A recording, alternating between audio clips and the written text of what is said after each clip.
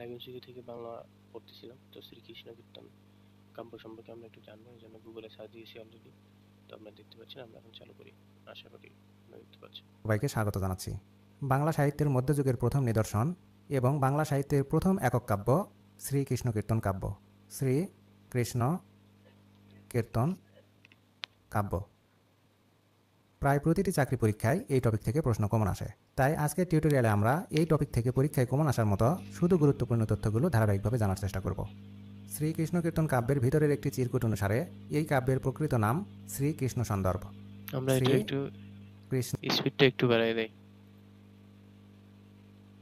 হালকা বাড়াই দেবো, বেশি না। আচ্ছা সরি, স্পিড কোথায়? এই যে স্পিড 25 লেনা। সন্দর্ভ। এই কাব্যটি আবিষ্কার করেন কলকাতা বিশ্ববিদ্যালয়ের বাংলা বিভাগের অধ্যাপক ও পুঁথিশালার অধ্যক্ষ বসন্ত রঞ্জন রায় বিদ্যুৎদল্লভ। বসন্ত রঞ্জন রায় বিদ্যুৎদল্লভ। এই বিদ্যুৎদল্লভ ছিল বসন্ত রঞ্জন রায়ের উপাধি। বসন্ত রঞ্জন রায়কে এই উপাধি দিয়েছিলেন নবদ্বীপের ভুবনমোহন চতুষ্পাঠীর অধ্যক্ষ। বসন্ত রঞ্জন রায় এই শ্রীকৃষ্ণ কীর্তন কাব্যটি আবিষ্কার করেছিলেন 1909 সালে। 1909 সালে। বাংলা 1316 বঙ্গাব্দে। 1316 বঙ্গাব্দে। 1909 সালে তিনি এই কাব্যটি আবিষ্কার করেছিলেন পশ্চিমবঙ্গের বাঁকুড়া জেলার কাকিল্লা গ্রামের দেবেন্দ্রনাথ মুখোপাধ্যায়ের গোয়ালঘরের মাচা থেকে। 1909 সালে এই কাব্যটি আবিষ্কৃত হলেও বসন্ত রঞ্জন রায় সম্পাদনায় কলকাতার বঙ্গীয় সাহিত্য পরিষদ থেকে এটি প্রকাশিত হয় 1916 সালে। বাংলা 1323 বঙ্গাব্দে। এই শ্রীকৃষ্ণ কীর্তন কাব্যটি 1909 সালে আবিষ্কৃত হয়েছিল এবং 1916 সালে বঙ্গীয় সাহিত্য পরিষদ থেকে প্রকাশিত হয়েছিল। এটি নিয়ে কোনো মতভেদ না থাকলেও এই কাব্যটির রচনাকাল নিয়ে দুটি মত পাওয়া যায়। ডক্টর মোহাম্মদ শহীদুল্লাহর মতে এই কাব্যটি রচনা করা হয়েছিল চতুর্দশ শতকে। চতুর্দশ শতকে। অপরদিকে ডক্টর সুকুমার সেনের মতে এই কাব্যটি রচনা করা হয়েছিল অষ্টাদশ শতকে। অষ্টাদশ শতকে। এই শ্রীকৃষ্ণ কীর্তন কাব্যের রচয়িতা ছিলেন বড়ু চণ্ডীদাস। বড়ু চণ্ডীদাস। এই বড়ু চণ্ডীদাস মধ্যযুগের প্রথম কবি। যেহেতু শ্রীকৃষ্ণ কীর্তন কাব্যটি মধ্যযুগের প্রথম কাব্য এবং এটি রচনা করেছিলেন এই বড়ু চণ্ডীদাস, এজন্য মধ্যযুগের প্রথম কবি হিসেবে বিবেচিত হন বড়ু চণ্ডীদাস। দেখুন, এই শ্রীকৃষ্ণ কীর্তন কাব্যটি আবিষ্কার করেছিলেন বসন্ত রঞ্জন রায়। তিনি কিন্তু এই কাব্যের রচয়িতা নন, তিনি এই কাব্যের আবিষ্কারক। এই কাব্যের রচয়িতা বড়ু চণ্ডীদাস। বড়ু চণ্ডীদাসের প্রকৃত নাম ছিল অনন্ত। অনন্ত। এবং পারিবারিক পদবী ছিল বড়ু বা বড়ুয়া। বড়ু বা বড়ুয়া। পণ্ডিতগণ মনে করেন এই চণ্ডীদাস অনন্ত বড়ুর গুরু প্রদত্ত উপাধি। অনন্ত বড়ু বাসুলী দেবীর পূজা করতেন। বাসুলী দেবী হিন্দু পুরাণে বিশালাক্ষী দেবী নামে পরিচিত। এই শ্রীকৃষ্ণ কীর্তন কাব্যের খণ্ড রয়েছে 13টি। প্রথম খণ্ডের নাম জন্মখণ্ড। জন্মখণ্ড।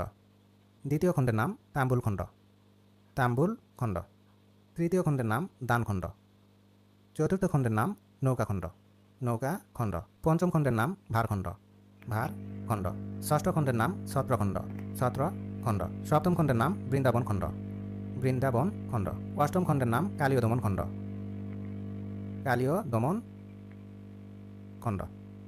নবম খণ্ডের নাম যমুনা খণ্ড। যমুনা খণ্ড। দশম খণ্ডের নাম হার খণ্ড। হার খণ্ড। একাদশ খণ্ডের নাম বান খণ্ড।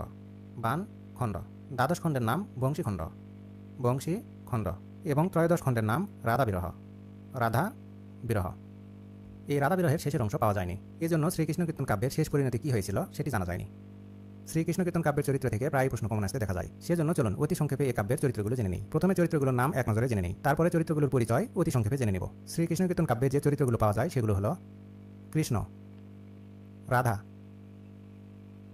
বরাই, বাসুদেব, দেবকী, কংস রাজা, নন্দগোপ,